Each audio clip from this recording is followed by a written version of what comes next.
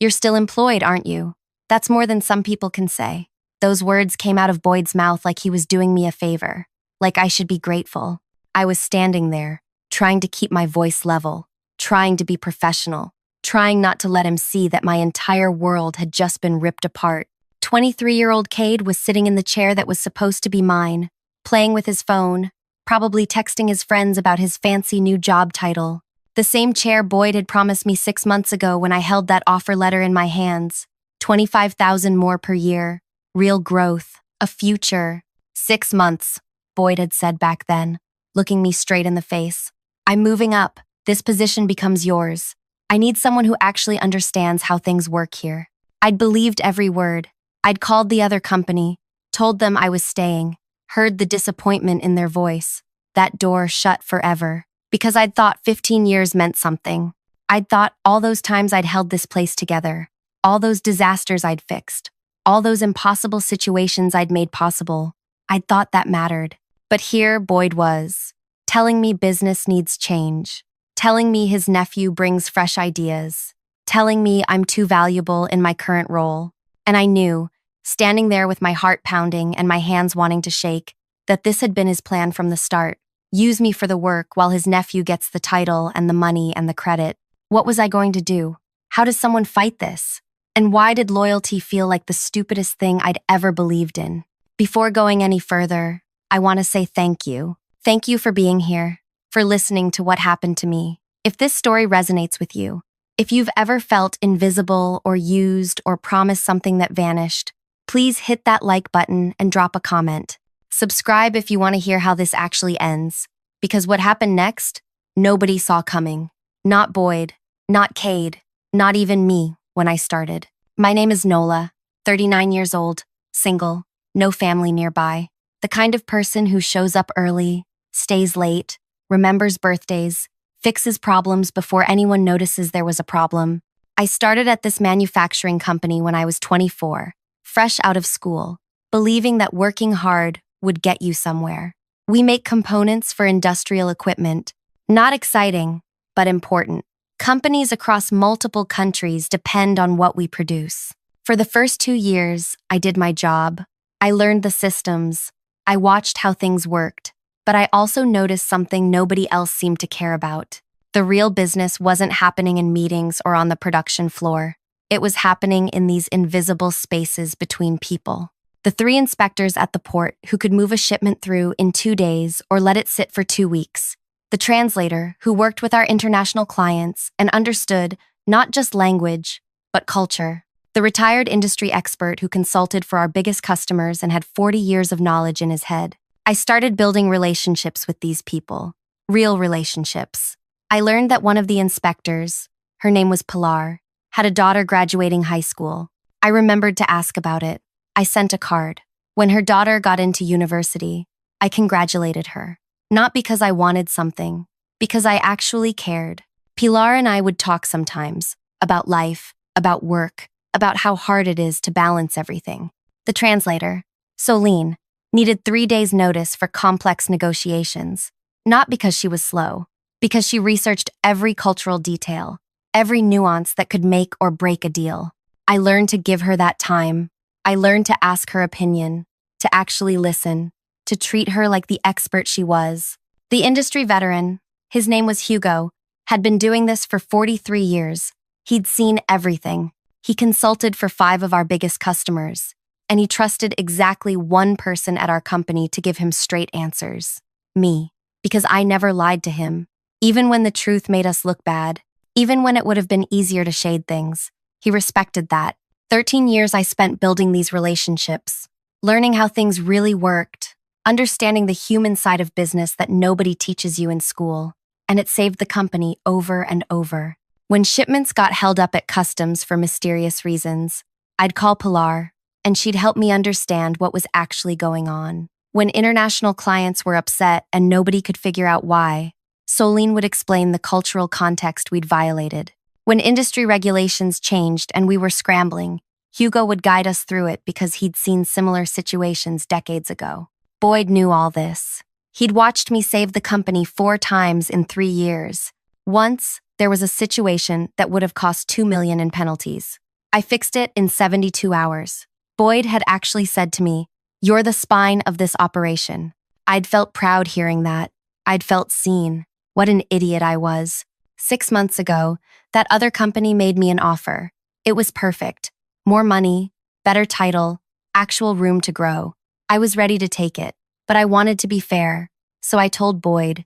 I showed him the letter. He didn't even hesitate. Stay. 6 months. I'm getting promoted to the upper level. This position becomes yours. You've earned it. I need you here. I remember exactly how it felt, hearing those words. Like everything I'd worked for was finally happening. Like loyalty was finally paying off. I called the other company that same day, turned them down, heard the click of that opportunity closing forever. For 6 months, I kept doing my job, kept fixing things, kept making the impossible happen, kept believing. Then Cade showed up. "This is my nephew," Boyd announced in the morning meeting. "He's going to be joining our team. Bright kid, lots of potential. I want everyone to make him feel welcome." Cade was 23. Clean haircut, expensive watch, confident smile. He shook everyone's hands like he was already important. When he got to me, he said, "Uncle Boyd talks about you all the time. Says you really know your stuff." Something twisted in my gut, but I pushed it down. Maybe Cade was just joining the team. Maybe my promotion was still happening. Maybe I was being paranoid. "Show him everything," Boyd told me after the meeting. "Train him up. He's family. I want him to succeed here." I trained him. I showed him the systems, the processes, the contacts. When he asked questions, I answered. When he made mistakes, I corrected them. I was professional. I was helpful. 2 weeks later, Boyd called a meeting. The whole department was there. Everyone was looking at me, expecting what I was expecting. "As you all know, I'm moving to the upper level," Boyd said. "It's been an honor working with this team, and I'm excited to announce that Cade will be taking over my position here." The room went completely still. Someone dropped a pen. The sound was huge in that silence. Nobody looked at me. Nobody said anything. I felt like I was underwater, trying to breathe. After everyone filed out, I walked up to Boyd, calm, professional, even though everything inside me was screaming. "You promised me this position 6 months ago. I turned down another offer because you gave me your word." He actually shrugged, just shrugged, like it didn't matter. "Business needs change. Cade brings fresh perspectives. You're valuable where you are. Why rock the boat? I gave up 25,000 more and a better position because you promised me. And you're still employed, aren't you?" That's more than some people can say. There it was. That sentence. Like I should be thankful for the privilege of watching him betray me. Plans change, Nola. He walked away. Just walked away. Like the conversation was over. Like 15 years meant nothing. Like his word meant nothing. I stood there alone in that empty room, and I made myself breathe. In, out, in, out. I wasn't going to cry. I wasn't going to quit. I wasn't going to scream or throw things or do anything dramatic. I was going to think. Cade started his first day in the new role on a Tuesday. By Wednesday, he'd already caused a problem. He'd sent an email to our largest international client using casual language that, in their culture, was insulting. The client's response came back, and even through the formal words, I could feel their anger. Boyd showed up at my workspace. "Can you fix this?" I fixed it. I wrote to the client personally, apologized, smoothed it over. They accepted because they trusted me. Week 2, a major shipment got held up at the port. Cade called the inspector's office and basically demanded they hurry up. Pilar, who I'd known for 12 years, went completely quiet on our account. Boyd found me again. "This shipment needs to move." I called Pilar, apologized for Cade's tone, explained there was a transition happening. She sighed but helped me. The shipment moved. Week 3, Cade tried to negotiate with a client whose language he didn't speak. He used some automated translator and completely messed up technical terms that have specific cultural meanings. The client was confused and frustrated. Boyd didn't even ask this time. He just said, "Fix it." I fixed it. Every single time I cleaned up Cade's mistakes, Boyd would say the same thing. "See, this is why we need you in your current role. You're too valuable to move." I understood then, really understood. This was the plan from the beginning. Keep me doing all the actual work while Cade got the title, the salary, the recognition. They'd demoted me without ever saying the word. That night, I sat in my apartment, the same small apartment I couldn't afford to leave. Without that raise I'd turned down. The walls felt close. Everything felt close. I could quit, walk away. But then what? I'd have nothing. No reference from Boyd. No opportunity. Just 15 years of my life wasted. I could report him to upper management. But report what? That he changed his mind? That he hired his nephew? Nothing illegal about that. Just cruel. I could stay and keep doing this forever. Keep being invisible. Keep making other people successful with my work. Or I could do something else. I opened my personal contacts. Not work contacts. My personal list. 3 names. I'd built real relationships with over more than a decade.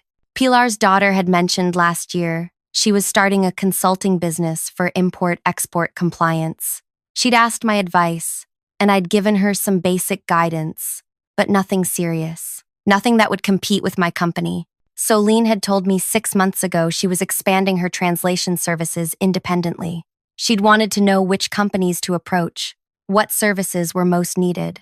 I'd encouraged her but kept it general. Loyalty to my company. Hugo had been hired by 3 of our biggest competitors to consult on their operations. He'd mentioned it casually, said he wished he had someone like me at those companies, someone who understood both the technical and human side. I'd laughed it off. Loyalty. I stared at those 3 names. Then I started typing. To Pilar's daughter, I heard you're building your consulting firm. I'd love to grab coffee and share some insights about client relationships in this industry. I've learned a lot over the years that might help you avoid common pitfalls. To Solene, you mentioned wanting to expand your services. I know the communication approaches that work best with specific clients in our sector. Happy to discuss over lunch. To Hugo, I've always valued your guidance. I'd love your perspective on my career path. Also, I've noticed some patterns in client behavior that might interest you for your consulting work. I sent all 3 messages. All 3 responded within an hour. Yes, absolutely. When can we meet? I set up coffee with Pilar's daughter, Isadora, for that Friday. Lunch with Solene for the following Tuesday.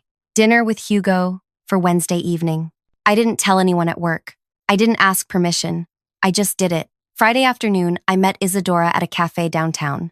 She was 26, smart, nervous about her new business. She had the technical knowledge but didn't understand the relationship part yet. I don't know how to make clients trust me the way they trust experienced people, Isadora said, stirring her coffee nervously. My mom has those relationships, but she built them over decades. How do I even start? I leaned forward. Let me tell you something nobody teaches you. It's not about being the smartest person in the room. It's about remembering details. When you talk to someone at a company, ask about their day. Actually listen. Next time you call, mention something they told you. People don't forget when you make them feel heard. Her eyes lit up. That's so simple. Simple. But most people don't do it. They're too busy trying to seem important. I pulled out my phone. Let me tell you about the 3 companies that are probably looking for compliance consulting right now. They're frustrated with their current process. They won't say it publicly, but I've heard things. If you approach them in the next month, emphasizing personalized attention, they'll listen. I didn't give her confidential information. I didn't share anything protected. I just told her what I'd learned about human behavior, about timing, about how to build trust, things I'd figured out over 15 years that nobody had ever taught me. We talked for 2 hours.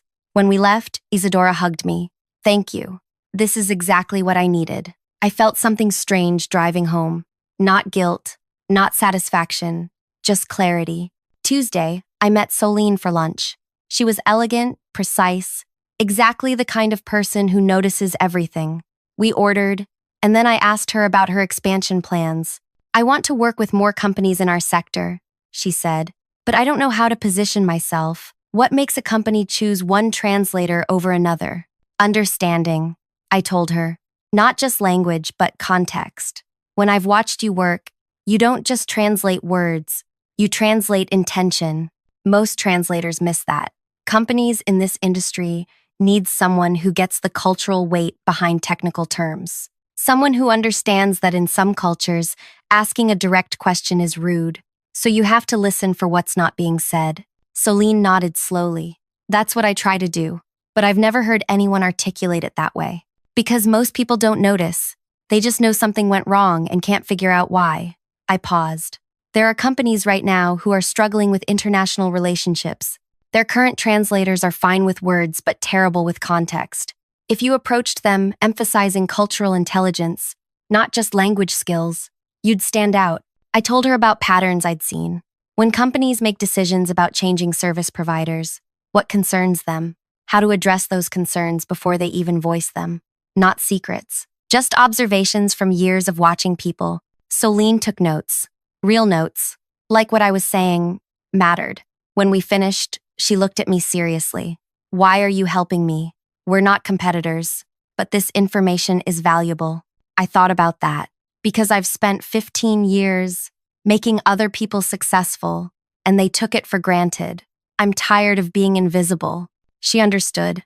I could see it in her face. Wednesday evening, I had dinner with Hugo. He was 71, sharp as ever, still working because he loved it. He ordered wine, asked about my career, and listened while I told him what had happened with Boyd and Cade. That's disappointing, he said quietly. I've always thought you were wasted at that company. You have strategic intelligence, real understanding of how businesses actually operate, not just how they're supposed to operate. Thank you, I said. That means a lot coming from you. I've been consulting for several companies, Hugo continued, helping them improve operations, client relationships, but they all have the same problem. They focus on systems and processes, and they ignore the human element. They don't have anyone like you, someone who understands that business is relationships, not just transactions. I sipped my wine. What if I told you about patterns I've noticed? Things that make client relationships succeed or fail? Not confidential data, just strategic insights. Hugo leaned back. I'd be very interested in that conversation. For the next 3 hours, we talked. I told him about behavioral patterns I'd observed. When clients start looking at competitors, what warning signs appear months before they actually leave? How to read between the lines in conversations, in emails, in meetings. How to build trust that lasts even when problems happen. I told him about timing cycles, the specific months when companies in our industry review their vendor relationships, the triggers that make them open to change, the approaches that work, and the ones that push them away. Nothing I said violated any confidentiality agreement. I'd never signed a non-compete clause because I'd never been senior enough to require one. I was just sharing professional observations, knowledge I'd earned through experience. Hugo listened carefully, asked questions, took mental notes. When we finished, he said something that stuck with me. You've just described what's missing from every company I consult for. The companies that figure this out will dominate. The ones that don't will struggle. I smiled. Then I hope the right companies figure it out. Over the next 2 months, I kept doing my job. I showed up, did my tasks, fixed problems when asked. But I also kept meeting with Isadora, Solene, and Hugo. Coffee, lunch, professional conversations, teaching them everything I knew about building relationships, understanding clients, reading situations. Isadora launched her consulting firm officially. Within 3 weeks, she'd landed her first client, a company that competed directly with us. They were frustrated with compliance delays and wanted someone who could help them navigate the system more smoothly. Isadora knew exactly what to do because I'd taught her. Solene expanded her services. She approached several companies, emphasizing cultural intelligence and contextual understanding. 2 of them were our competitors. They hired her immediately. She started moving their negotiations through flawlessly, avoiding cultural mistakes, building strong international relationships for them. Hugo continued consulting for our biggest competitors, but now he had new insights to share with them. Behavioral patterns, timing cycles, relationship strategies. He helped them understand when to approach potential clients, what to offer, how to build trust. They started winning deals they'd never won before. And at our company, things started falling apart. Month 3 after Cade took the position, a major shipment got delayed at the port. Cade called the inspector's office. They were polite but unhelpful. The shipment sat for 2 weeks. Storage fees piled up. The client got frustrated. When Boyd asked me to fix it, I called Pilar. She was sympathetic but busy. We're overwhelmed right now, she said. My daughter's firm has several new clients, and we're prioritizing their shipments. Yours will move when we have capacity. There was nothing Boyd could do about that. Nothing illegal, nothing to report, just a change in priority. Month 4, our largest international client requested a different translator. The one we'd used for years, Solene, had told them she could no longer prioritize our company. She was focused on her independent clients now. She recommended someone else, but that person didn't understand the cultural nuances. A major negotiation stalled, then it failed completely. 2 weeks later, our competitor closed the same deal using Solene as their translator. She guided them through every cultural detail perfectly. Boyd was panicking by then. What's happening? Why are we losing ground? Cade had no answers. He was in over his head, flailing, making mistakes. Boyd kept coming to me to fix things, but I couldn't. The relationships had shifted. The people who used to help me were helping other companies now. Month 5, 3 of our biggest clients left. Just left. Switched to competitors. Boyd called emergency meetings. Demanded explanations. Couldn't understand what went wrong. I knew. Hugo had advised all 3 companies during their vendor review process. He'd guided them toward competitors who had better relationship management, better cultural understanding, better compliance support. Competitors who had hired Isadora and Solene. Competitors who now had the advantage we used to have. Nothing Boyd could prove. Nothing he could fight. Just business. Month 6. Boyd called me into his office. He looked terrible. Stressed. Exhausted. Desperate.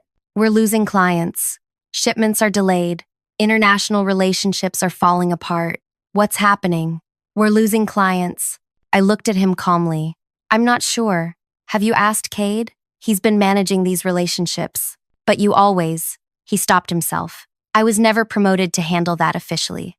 I said, you said I was more valuable in my current role. So, I've been doing my current role. Understanding crossed his face. Slow. Like watching someone realize they've walked into quicksand. The inspector's office. The translator. The industry consultant. They all trust you. They trusted me. I corrected. But I'm not in a leadership position anymore. I'm just doing my job. The one you said was perfect for me. Nola, we need. What do you need, Boyd? Do you need me to fix everything again while Cade gets the credit? Do you need me to stay invisible while you take what I built and give it to someone else? He had no answer. The next week, Boyd tried to fix things himself. He called Pilar's office directly. They were polite, mentioned they were very busy with new clients. Did he know the inspector's daughter had started a consulting firm? Maybe he should reach out to her. Her fees were competitive. He tried to negotiate with Solene. She declined professionally. She'd built relationships with firms that valued her expertise more consistently. He reached out to Hugo for advice. Hugo was pleasant, but mentioned he was committed to several other clients now. Companies that had sought his guidance proactively, rather than waiting for a crisis. Nothing Boyd could do. Nothing he could prove. I hadn't stolen anything, hadn't violated any agreement, hadn't shared protected information. I'd just stopped being the invisible glue holding everything together, and I'd helped other people build the same skills and relationships I had, with companies that weren't this one. The company kept declining, losing clients, struggling with operations. Upper management started investigating. They reviewed everything: financial records, client relationships, personnel decisions. 6 weeks ago, Boyd was removed from his position. They gave him a smaller role, lower level, under someone younger than Cade. The nephew got reassigned to a junior position in a different department. New leadership came in. They called me for a meeting. The new director, a woman named Freya, sat across from me with a file folder open. She'd clearly done her research. You were promised a promotion, she said directly. That didn't happen. Instead, your manager hired his nephew with no experience.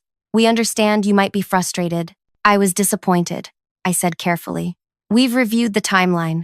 When you were passed over, the company started losing key relationships. Major clients left. Operations deteriorated. We can see the correlation.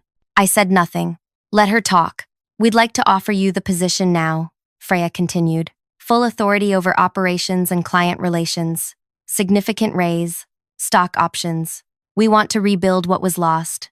I looked at her, really looked at her. She seemed sincere. Maybe she was, Maybe this was a genuine offer. But I'd learned something over the past 6 months about my value, about what I was worth, about what happens when you make yourself irreplaceable to the wrong people.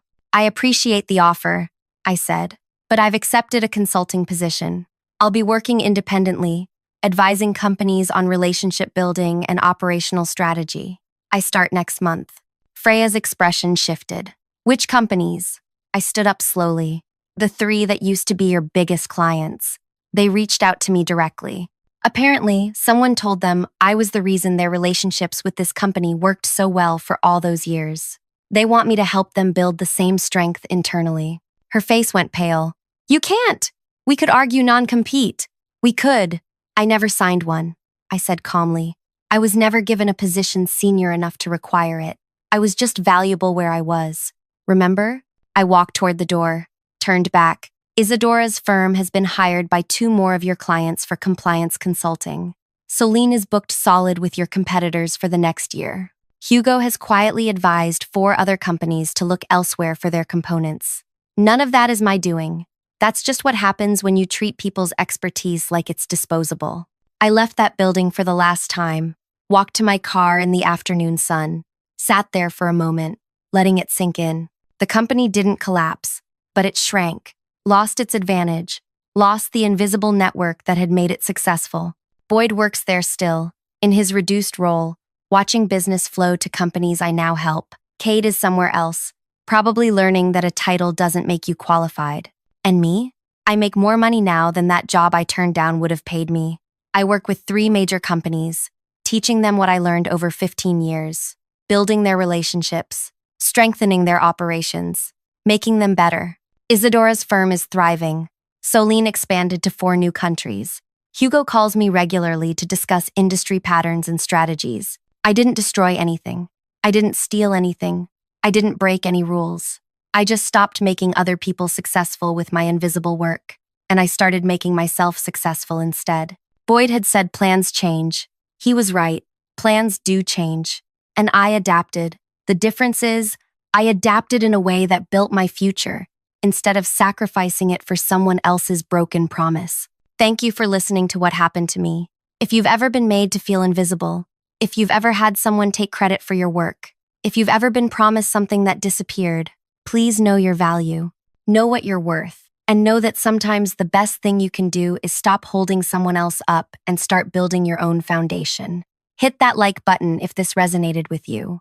Drop a comment telling me your story, and subscribe, because your story matters too.